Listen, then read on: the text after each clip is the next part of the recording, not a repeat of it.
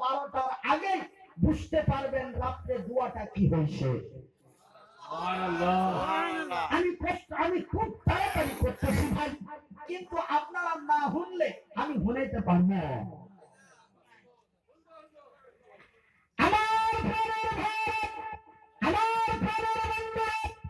এই জায়গাখানে মহান আল্লাহ পরিষ্কার ভাষায় খুলে বলে দিলেন, তোমরা নামাজ প্রতিষ্ঠা করো, যাকাত আদায় করো। ভাইজান, এই সালাত এবং যাকাতের কথা মহান আল্লাহ রাব্বুল আলামিন পবিত্র কোরআনের কত জায়গায় বলেছেন গো, আপনাদের কি জানা আছে বলতে পারবেন?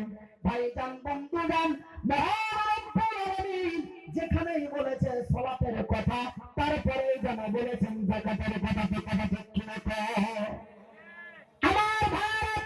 যদি আমরা তার আইনের উল্লঙ্ঘন করি, তিনি বলেন, রে বিশ্ব জগতের নরনারীরা, আমি আল্লাহ তোমাদের যাকাত দিতে বলেছি, তোমরা যদি যাকাত আদায় না করো, তোমরা যদি যাকাত না দাও, হে আসামের লোকেরা, হে বেঙ্গলের লোকেরা, হে আমার জমিনের লোকেরা, তোমাদের দেশে এমন একটা রাজা নিয়ন্ত্রণ করে দেব, তোমাদের দেশে এমন একটা মন্ত্রী পাঠিয়ে দেব, সেই মন্ত্রী যেন তোমাদের যাকাত আদায় করে নেবে। আর সেই যাকাতটা এমনি ভাবে আদায় হবে রে, যাকাত যেন তোমাদের এই হোকালে পরে করে কল্যাণময় হবে না। ঠিক না? আজকে আমাদের ভারতবর্ষে যাকাত বেরিয়েছে না, বের হয়নি? যাকাত বেরিয়েছে, কতজন টাকা নদীতে ফেললো, কতজন দলনের নিচে ফেললো, কতজন কালভেটের নিচে ফেললো, কতজন কচুর বনে কেউ কলা তলায় ফেললো। কথা ঠিক কি না ধরে ফেল? সেই যাকাত কি কোনো কাজে লাগবে? ভাইজান, আব্বাজান, আল্লাহর মার যদি আল্লাহর জামিনে আসে, বিশ্বের কোন শক্তি যেন ঠেকাইতে পারে না। কথা ঠিক কিনা? আমাদের মাননীয় মুখ্যমন্ত্রী প্রধানমন্ত্রী শ্রী নরেন্দ্র মোদীকে আমি ধন্যবাদ জানাই। তিনি এই কাজের প্রেরণা নিয়ে আমি যেন প্রত্যেক মহাফিলে প্রায় ধন্যবাদ দিতেছি, আমি যেন আজকের মহাফিলে তারে ধন্যবাদ দিতেছি। একবার জোরে চিল্লে কন্যারে দেখবে,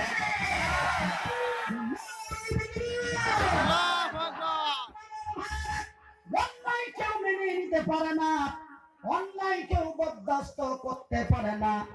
ছেলে যদি তার সন্তানের উপরে মা বাবার উপরে অন্যায় করে, বাবা যদি তার ছেলের উপরে অন্যায় করে, ছেলে যেন বাবারে তার মেনে নিতে পারে না। কথা ঠিক কিনা? আমার প্রাণের ভারত, ওই মহান রব্বুল আলামিন এই বিশ্বের মানুষকে কত ভালোবাসেন গো।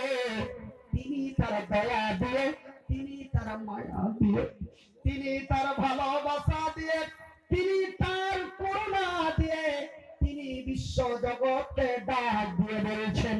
কথাটা বলি ভাই, আমরা হঠাৎ হঠাৎ এই ভারতের মুসলমানেরা, শুধু ভারতের মুসলমান নয় গো, এমনি করে আরো বিভিন্ন জায়গার মুসলমানেরা আমাদের কাছে এমন এমন হঠাৎ হঠাৎ একটা করে খবর এসে যায়, আমরা যেন বড় চিন্তায় চিন্তিত হয়ে যাই। কথা ঠিক কিনা?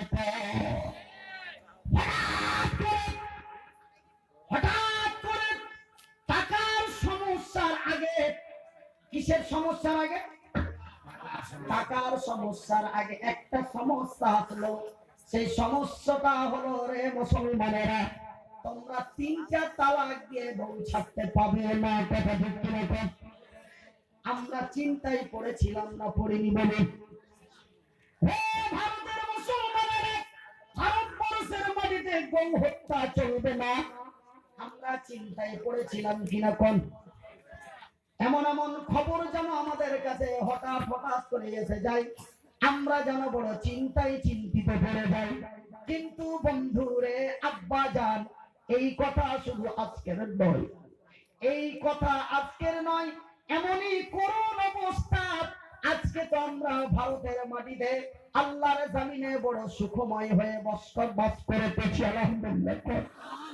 আজকে আমরা মুখ খুলে কথা বলতে পারি, চিৎকার করে কথা বলতে পারি, প্রকাশ্যে আল্লাহ আল্লাহ রাসূলের কথা বলতে পারি, কিন্তু এমন একটা সময় ছিল যে সেই সময়টা যেন আমার নবীর জামানা, কথা ঠিক কিনা কোন? ওই মক্কার বাড়িতে এমন এক করুণ সমস্যা ছিল, যেই সময় মক্কার মাটিতে আমার রাসূল এবং আমার নবীর সঙ্গী সাথীরা নবীর সাহাবী করে যেন মক্কার মাটিতে যেন গলা উঁচু করে কথা বলতে পারত না। যদি গলা উঁচু করে কথা বলতো যেন তার গলা খানা ছুটিয়ে নেওয়া হতো।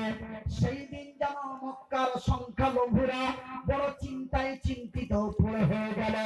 সঙ্গে সঙ্গে ওই মহান রব্বুল আলামিন জিবরাইলকে পাঠিয়ে দিলেন, আর জিবরাইল আমার নবীকে বলে দিলেন, ওগো নবী বলে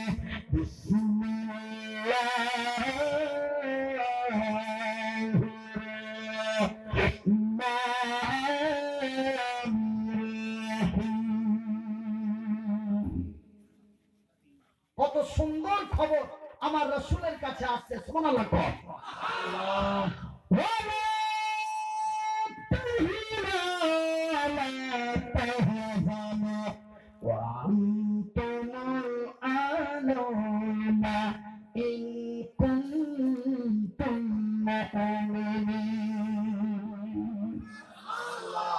এই আয়াতটা যদি বাংলা বা অসমীয়া ভাষা বুঝতে পারতেন, কলিজা ছিঁড়ে ফেলে দিতেন।